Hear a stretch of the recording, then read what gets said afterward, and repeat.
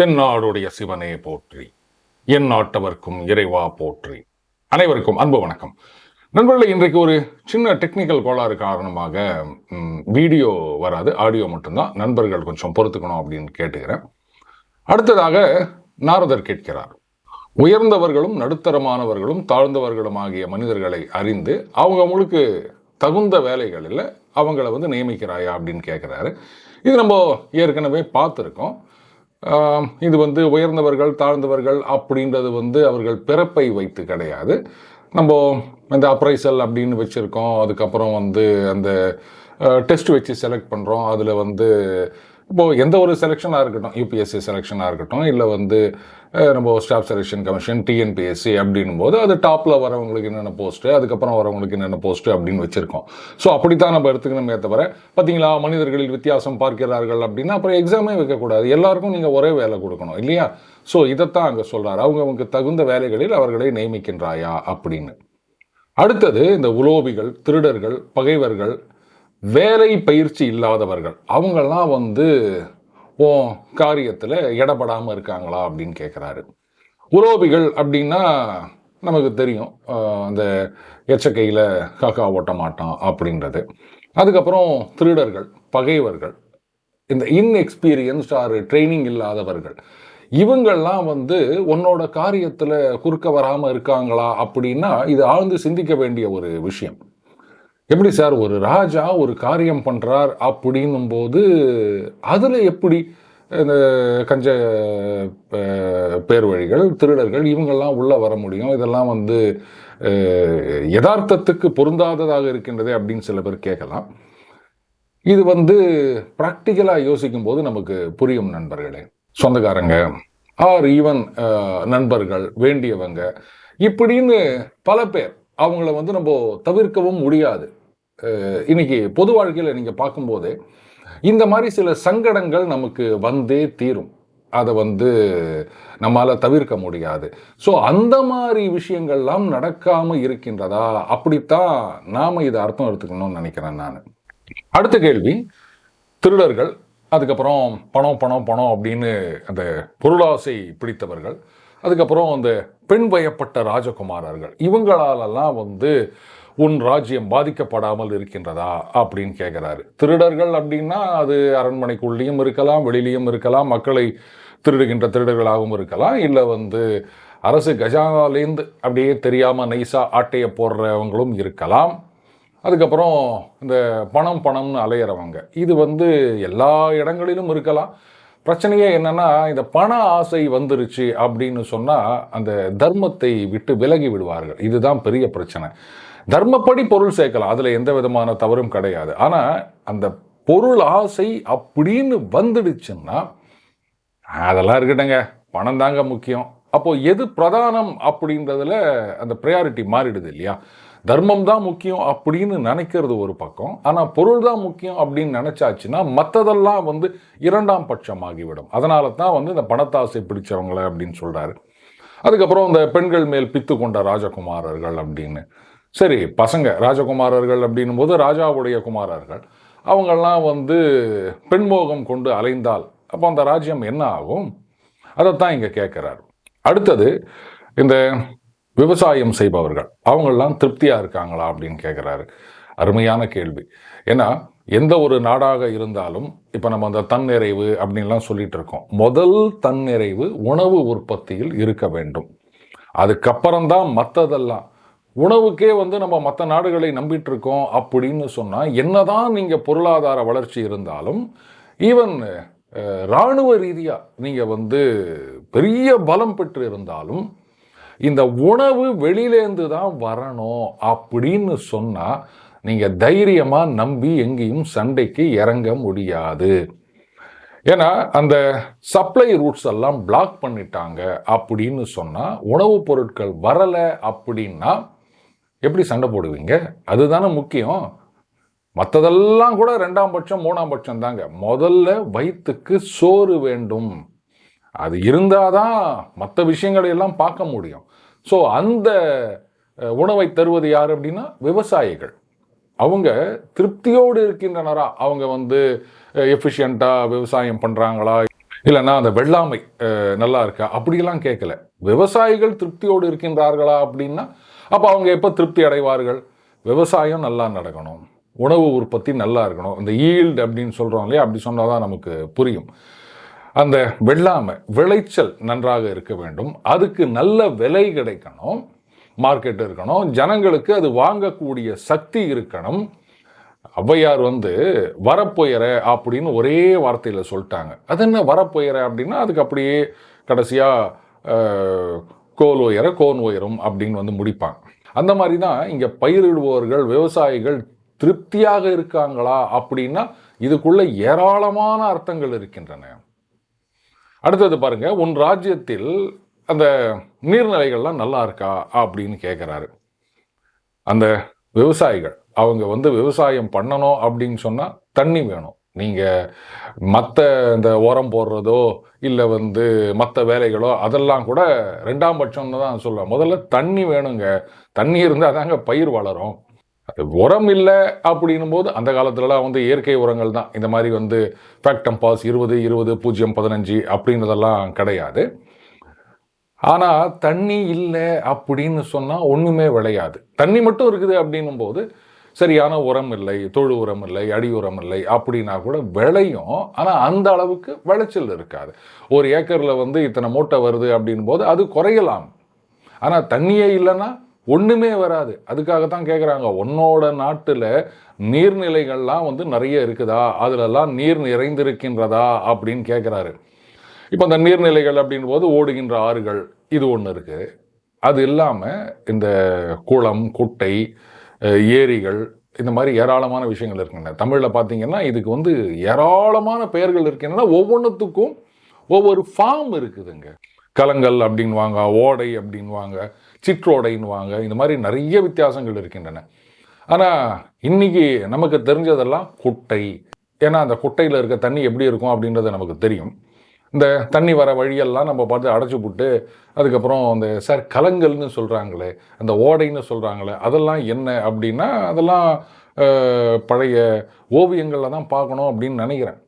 இன்றைக்கி பல சொற்களுக்கு அர்த்தமே நமக்கு தெரியாது. ஆனால் அத்தனை விதங்களை நம்ம தமிழர்கள் வகுத்து வைத்திருக்கின்றோம். அப்போது அந்த விவசாயிகள் திருப்தியாக இருக்கணும் அப்படின்னா முதல்ல தண்ணி வேணும். அந்த தண்ணிக்கு இந்த மாதிரியான நீர்நிலைகள் வேணும்.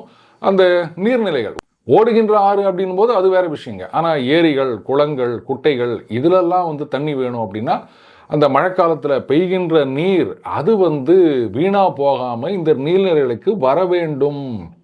அப்போ அந்த கால்வாய்கள்லாம் சரியாக பராமரித்திருக்க வேண்டும். அந்த கடைமடை விவசாயம்னு சொல்லுவாங்க. தஞ்சாவூர்லேருந்து இந்த பக்கம் திருவாரூர், நாகப்பட்டினம், திருத்துறைப்பூண்டிலாம் பார்த்தீங்கன்னா குடிமராமத்து அப்படின்னு வெயில் காலத்தில் அந்த கால்வாயிலெல்லாம் எங்கே அந்த காவிரியில் தண்ணி திறந்து விட்டாங்கன்னா அப்போ தண்ணி வருங்க. மற்ற நாளில் பார்த்தீங்கன்னா குறிப்பாக அந்த ஏப்ரல் மே காலங்கள்லாம் வறண்டு கிடக்கும். அப்போ தான் ஊர் ஜனங்கள்லாம் ஒன்றா சேர்ந்து அந்த இருக்கிற அந்த செடி கொடிகளெல்லாம் பிடுங்கி எறிவது, அந்த கால்வாயை சரியாக பராமரிப்பது அப்படின்னு. ஏன்னா அப்போ தான் அங்கே தண்ணி திறந்து விட்டால் இங்கே முழுசாக சேரும். இப்போ கூட பார்த்தீங்கன்னா 2 நாளைக்கு முன்னாடி பார்த்தேன், இந்த மாதிரி அந்த தண்ணி போகின்ற கால்வாயில் ஆகாய தாமரை அப்படியே படர்ந்திருக்கின்றது அப்படின்னு. ஒரு காலத்தில் ஏதோ அழகாக இருக்குது அப்படின்னு சொல்லிட்டு கொண்டு வச்சாங்க ஆகாய தாமரை. இன்றைக்கி அது பார்த்தீங்கன்னா நீர்நிலைகள் எல்லாம் அப்படியே ரொப்பி வச்சிருக்குதுங்க. இதனால் என்ன ஆகுது, அந்த தண்ணி அப்படின்றது அது தண்ணியை உறிஞ்சி தானே அந்த வளருது. ஸோ அந்த தண்ணி செலவு அதிகமாகின்றது. இந்த வெள்ள நேரங்களில் மழை காலத்தில் அந்த தண்ணி போகும் அப்படின்னும் போது அது அப்படியே பிளாக் ஆகிடுதுங்க. அதனால தான் அங்கங்கே இங்கே வெள்ளம் வந்துருச்சு, வீட்டுகளில் வந்துச்சு அப்படின்னு சொல்கிறது. இதையெல்லாம் வெயில் காலத்திலேயே சரி பண்ணியிருக்கணும். ஸோ அந்த நீர்நிலைகளில் தண்ணி நிரம்பியிருக்கா அப்படின்னா இவ்வளவு அர்த்தம் இருக்கின்றது அதுக்குள்ளார. அடுத்த கேள்வி, இந்த வானம் பார்த்த பூமியா இல்லாமல் இருக்கா அப்படின்னு கேட்குறாரு. இன்றைக்கும் பார்த்தீங்கன்னா அந்த வானம் பார்த்த பூமி அப்படின்னா பெருசாக நீர்ப்பாசன வசதிகள் எதுவும் இருக்காது அந்த பகுதிகளில். ஏதோ மழை பெஞ்சா விதைக்கிறது அப்படின்னு இருக்கும். ஆனால் பாருங்கள், அந்த மாதிரி இடத்துல கூட ஒரு அற்புதம் பண்ணியிருக்காரு. ஒரு செய்தி ஒன்று படித்தேன்.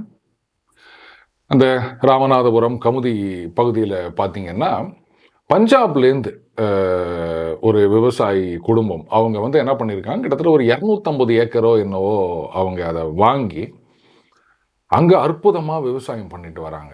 அங்கே இருக்கவங்களே வந்து அந்த மாதிரி மெனக்கடலைங்க. அவங்க வந்து கஷ்டப்பட்டு என்னென்னவோ பண்ணி அந்த இந்த நீர் சேமிப்பு அப்படி இப்படின்னு நிறைய விஷயங்கள்லாம் பண்ணி இப்போ வந்து அற்புதமாக அங்கே விவசாயம் பண்ணிட்டு வராங்க.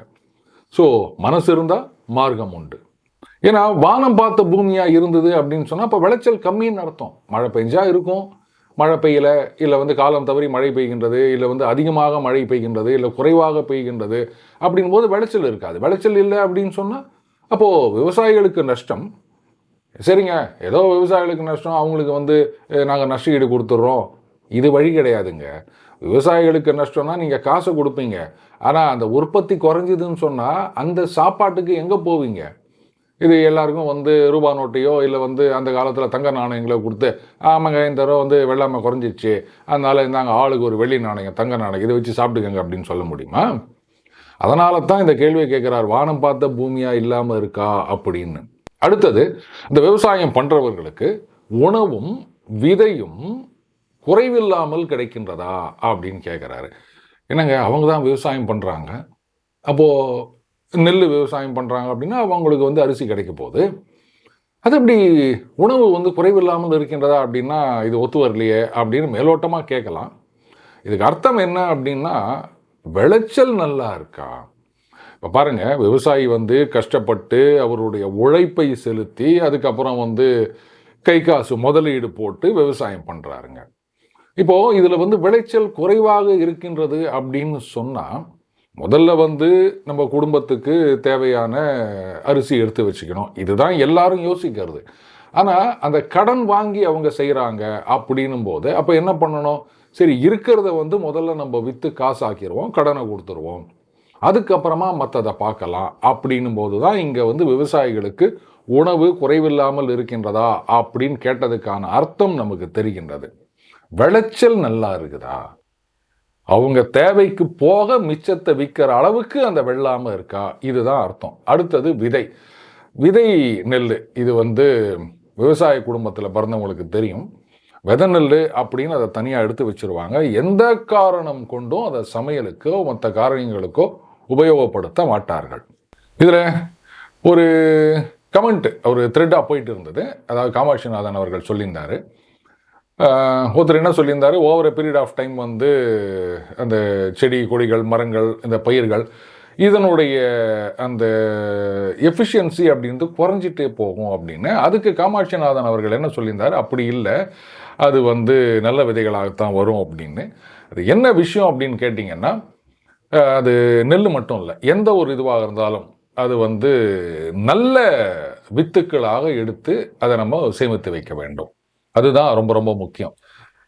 ரொம்ப வருஷத்துக்கு முன்னாடி படித்த ஒரு கதை, ஒருத்தர் வந்து இந்த தர்பூசணி பழம் இருக்கு இல்லையா, அதை வந்து பயிரிட்டு வராரு. அது ஒவ்வொரு வருஷமும் பார்த்தீங்கன்னா அது விளைச்சல் நல்லா வந்துட்டு இருக்கும், அண்டு அந்த தர்பூசணியோடைய சைஸும் வந்து கணிசமாக இருக்கிறத பார்க்குறாரு. அதுக்கப்புறம் அந்த விவசாயிக்கு வயசாகிடுச்சு, அவர் பையன்கிட்ட பொறுப்பை கொடுத்துட்டு அவர் வந்து ஒதுங்கிட்டாருங்க. ஒரு 4-5 வருஷம் கழிச்சு வந்து பார்த்தா அந்த தர்பூசணியோடைய சைஸு அப்படின்றது வந்து குறைஞ்சிட்டே வந்திருக்கு. என்ன ஆச்சுன்னு தெரியல. அப்போது இதை பார்த்தவர் கேட்குறாரு, என்னங்க அப்பா இருந்த வரைக்கும் வந்து தர்பூசணி வந்து ஒவ்வொரு வருஷமும் முந்தைய வருஷத்தை விட கொஞ்சம் பெருசாகவே இருக்கும், ஆனால் இப்போ வந்து சுருங்கிட்டே போதே அப்படின்னா அந்த பையனுக்கும் ஒன்றும் புரியல. ஆனால் அதுக்கப்புறமா தான் தெரிஞ்சுது, பையன் என்ன பண்ணியிருக்காரு, லாபம் வரணும் அப்படின்றதுக்காக அந்த அறுவடை முடிஞ்சு தர்பூசணி எல்லாம் எடுத்துகிட்டு வருவாங்க இல்லையா, அதில் வந்து பெருசாக இருக்கிற தர்பூசணி எல்லாம் முதல்ல கொண்டு போயிட்டு மார்க்கெட்டில் விற்றுருவார், ஏன்னா நல்ல விலை கிடைக்கும் அப்படின்னு. ஆனால் அப்பா இருந்த வரைக்கும் அவர் என்ன பண்ணுவார், இருக்கிறதுலேயே பெரிய தர்பூசணிகள் இருக்கு இல்லையா, அதையெல்லாம் வந்து வித்து அப்படின்னு எடுத்து வச்சிருவாருங்க. இதுதான் நல்ல வித்துக்களை எடுத்து வைத்தோம் அப்படின்னு சொன்னால் விளைச்சல் வந்து மேலே மேலே அதிகரிச்சுட்டே போகும். காசுக்கு ஆசைப்பட்டு அதை முதல்ல விற்றுட்டு இருக்கிறதுலையே சின்னது அது விலை போகலை அப்படின்னு சொல்லிட்டு அதை மறுபடியும் நீங்கள் பயிர் பண்ணிங்கன்னா விதையாக வச்சு என்ன மாதிரி மகசூல் இருக்குன்னு சொல்லுங்கள். அதைத்தான் இதில் நாம் புரிஞ்சிக்க வேண்டியது. விவசாயம் பண்ணுறவங்களுக்கு உணவும் விதையும் கஷ்டம் இல்லாமல் குறைவில்லாமல் கிடைக்கின்றதா அப்படின்னு. அடுத்தது, எல்லாருக்கும் வந்து ஏராளமான தனம் இதெல்லாம் வந்து வட்டிக்கு கடன் கொடுத்து ஹெல்ப் பண்ணுறியா அப்படின்னு கேட்குறாரு. என்னங்க இது, ராஜா வந்து வட்டிக்கு கடன் கொடுக்கறதா? இது என்ன ஏற்றுக்கிற மாதிரி இல்லையே அப்படின்னா, அது எப்படி அதை மட்டும் ஏற்றுக்க மாட்டீங்க, ஆனால் இன்றைக்கி வந்து அரசாங்கம் வங்கிகளில் வந்து விவசாயிகளுக்கோ இல்லை மற்றவங்களுக்கோ கடன் கொடுக்குறேன் அப்படின்னு சொன்னால் அதை ஏற்றுக்க முடியுமா? ஸோ அரசாங்கம் கடன் கொடுப்பது அப்படின்றது வந்து இன்றைக்கி நேரத்தில் இல்லை, இதுவும் மகாபாரத காலத்திலிருந்து வந்தது தான். எதுக்காக வந்து வட்டிக்கு கடன், வெறும்ன கடன் கொடுக்கலாமே அப்படின்னா இங்கே தான் சிக்கல் வருது. முதல்ல வந்து அந்த கடன் திருப்பி கட்டணும், அடுத்தது அதுக்கு வந்து வட்டி கட்டணும். அப்படின்னும் போது தான் அப்போ ஒரு 100 ரூபா வாங்கியிருக்கோம் அப்படின்னு சொன்னால், அப்போ இதை போட்டு நம்ம விவசாயம் பண்ணுறோம், இல்லை வந்து ஒரு வியாபாரம் பண்ணுறோம், இல்லை வந்து ஒரு தொழில் பண்ணுறோம் அப்படின்னும் போது அதை வந்து நம்ம சிறப்பாக செய்ய வேண்டும், லாபம் வர வேண்டும். அப்போது அதை வச்சு தான் நம்ம வந்து அந்த அசலை திருப்பி கட்டுறதோடு இல்லாமல் வட்டியும் நம்ம கட்டுவோம். அப்படின்னும் போது அந்த தொழில் மேன்மை அடைகின்றது. நாங்கள் வந்து கடன் கொடுக்குறோம், வட்டியே வேணாம், நீங்கள் எப்போ வேணா திருப்பி கட்டுங்க அப்படின்னு சொன்னால் அந்த ஊக்கம் இருக்காது. சரி ரைட்டு, எப்போ வேணா திருப்பி கட்டிக்கலாம், அது அரசாங்கம் கொடுத்த கடன் தானே அப்படின்னு காம்ப்ளசண்ட்டாக இருந்துருவோம். நம்ம இந்த லெத்தார்ஜி செட் ஆயிரும். அதுக்காகத்தான் வந்து கடன் அப்படின்றது. அந்த கடனுக்கு வட்டி அப்படின்னும் போது தான் அந்த வந்து ஊக்கம் இன்னும் அதிகமாகின்றது. அதனால இது வந்து தப்பே கிடையாது. இன்னைக்கு நாம செஞ்சுட்டு இருக்கிறதும் அதே தான். இப்போ விவசாயிகளுக்கு அடுத்தது வாணிகர்கள் கிட்ட வராரு. உன்னோட நாட்டில் அந்த வியாபாரம் அப்படின்றது யோக்கியமான மனுஷங்களால் நல்லா நடத்தப்பட்டு வருகிறதா அப்படின்னு கேட்குறாரு. ஏன்னா வியாபாரத்திலையும் இந்த தொழில் தர்மம் அப்படின்றது எல்லாத்துக்கும் உண்டுங்க. வியாபாரத்துக்கும் தர்மம் இருக்கின்றது. அப்போது அங்கே வந்து யோக்கியமானவர்கள் இருக்காங்க அப்படின்னும் போது அதிக விலை வச்சு விற்கிறது, அதுக்கப்புறம் அந்த தட்டுப்பாடு காலத்தில் பதுக்கல் செய்வது, அண்டு பதுக்கல் செய்து தட்டுப்பாட்டை ஆர்டிஃபிஷியலாக உருவாக்குவது, இந்த மாதிரியெல்லாம் பண்ணாங்க அப்படின்னு சொன்னால் முதல்ல பாதிக்கப்பட போவது மக்கள். அப்போது என்ன ஆகும், விலைவாசி கண்ணாபின்னான்னு ஏறும், ராஜாவை தான் எல்லாம் குறை சொல்லுவாங்க. அப்போது நல்லவர்கள் வியாபாரம் பண்ணுறாங்க அப்படின்னும் போது இதையெல்லாம் கண்காணிக்க வேண்டிய அவசியமே கிடையாது. இல்லை ஒரு சிலர் பேராசைப்பட்டு அந்த பணத்தாசை கொண்டு அந்த மாதிரி ஏதாவது பண்ணாங்கன்னா அப்போ அவர்களை எல்லாம் வந்து திருத்த வேண்டும், நடவடிக்கை எடுக்க வேண்டும் அப்படின்றதும் இதுக்குள்ளே இருக்கின்ற அர்த்தம். அடுத்தது சொல்கிறார் பாருங்க, இந்த வியாபாரம் இதை வச்சு தான் இந்த உலகம் அப்படின்றது வந்து வளர்ச்சி அடைகின்றது அப்படின்றாரு. நம்ம ஏற்கனவே இதை பார்த்தோம். இந்த வியாபாரம் எந்த அளவுக்கு வளர்ச்சி அடைகின்றதோ அதுதான் வந்து ஜிடிபியிலையும் ஒரு பெரும்பங்கு ஆற்றுகின்றது. வியாபாரம் எப்போ வளர்ச்சி அடையும், உற்பத்தி பெருக வேண்டும். அப்போ உற்பத்தி பெருக வேண்டும் அப்படின்னா அந்த உற்பத்தியை செய்வதற்கு மனுஷங்க வேணும், அதுக்கப்புறம் அந்த உற்பத்தியை வாங்குவதற்கும் மனுஷங்க வேணும், வாங்குவதற்கு சக்தி இருக்க வேண்டும். அப்போது அவங்க ஏதோ ஒரு தொழிலில் ஈடுபட்டிருக்கணும், அப்போதான் அவங்களுக்கு வாங்கும் சக்தி இருக்கும். இது வந்து ஒரு சைக்கிள். இது எங்கே வந்து உடஞ்சி போனாலுமே அப்போ அந்த வியாபாரம் அப்படின்றது தடைப்பட்டு போகும். வியாபாரம் வர்த்தகம் எவ்வளோக்கு எவ்வளோ வந்து அதிகரிக்கின்றதோ அந்த அளவுக்கு வந்து நாடும் முன்னேறுகிறது அப்படின்றது அர்த்தம். மீண்டும் அடுத்த பதில் இணைந்திருப்போம். வணக்கம்.